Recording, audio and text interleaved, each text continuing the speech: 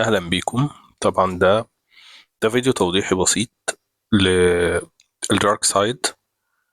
هنتفرج عليه. طبعا احنا هنشوف اهوت، احنا هنتحرك بالبايك. تمام. زي ما احنا شايفين في المانوفر، الموضوع بسيط جدا وسهل. حركة ناعمة، مفيش أي مشكلة طول ما احنا محافظين على ضغط الكاوتش. وده الاتجاه التاني. الموضوع بسيط وسهل وممتع بصراحة في السواقة، خصوصا على الطرق الطويلة. وهنبدأ نشرح ونقول ايه هو الدارك سايد وازاي نتعامل معاه والوضع بتاعه ايه. يلا بينا نشرح ونشوف الوضع الجديد. اهلا بيكم. انا جاي النهارده بقى هثير الجدل.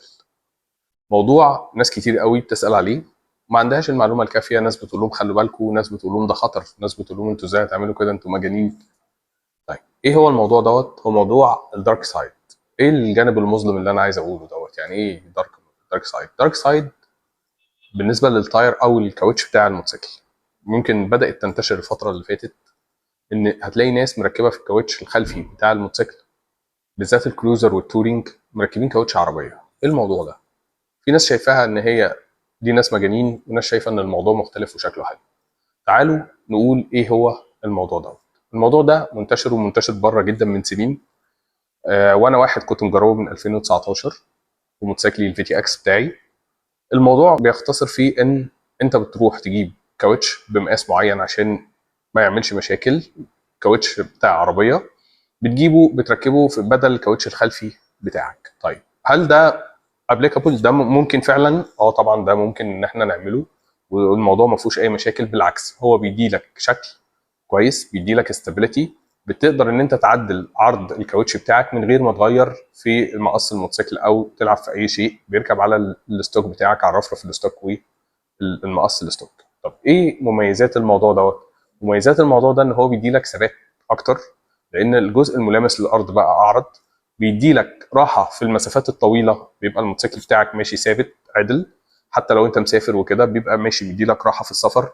ناس كتير بتقول ان هو بيمتص جزء من المطبات لو انا نازل في ارض غير ممهده، فهو بيديني راحه اكتر. بالنسبه للموتوسيكل ما بيبقاش ناشف في الارض. آه، طبعا فرامل بنسبه اكبر كتير، لان انت الجزء الملامس للارض بقى اعرض. طيب انا عشان اعمل كده، ايه اللي المفروض ان انا اعمله؟ هو مفيش اي حاجه. انت بتجيب مقاس مناسب. يعني الفي تي اكس مثلا ال 1300 بيركب له مقاس ال 15 205 على 60. ال 1800 بيركب له مقاس 16 205 على 60. اللي بيركب للجولد وينج بيركب لموتوسيكلات كتير جدا. لو ليك معاك موديل موتوسيكلك وعايز تعرف مقاسه، ابعت لي في الكومنتات، هبعت لك المقاس بتاع موتوسيكلك. طيب انا عشان اسوق بالدارك سايد مطلوب مني مهاره معينه خالص، بس انت مطلوب ان انت تبقى محافظ على ضغط الكاوتش بتاعك. في الصيف بيبقى 42 43، في الشتاء بيبقى 45. احافظ عليه، هيبقى مش هحس ان انا اصلا مركب اي حاجه. هو مجرد كاوتش عريض راكب في البايك بتاعي. المانوفر والكلام ده كله مفيش منه اي مشاكل. وانت اصلا بالكروزر او بالتورينج او بالكلام ده كله انت بتلين لزاويه معينه، مش بتنزل زي السبورتس بايك ان انت بتنزل للارض. فده مش هيسبب معاك اي مشكله. وعن تجارب كتير وعن تجارب سنين، الموضوع كويس جدا، سعره رخيص، ثبات اكتر، فرامل احسن. اللي عايز يجرب التجربه هو هيتبسط جدا جدا جدا.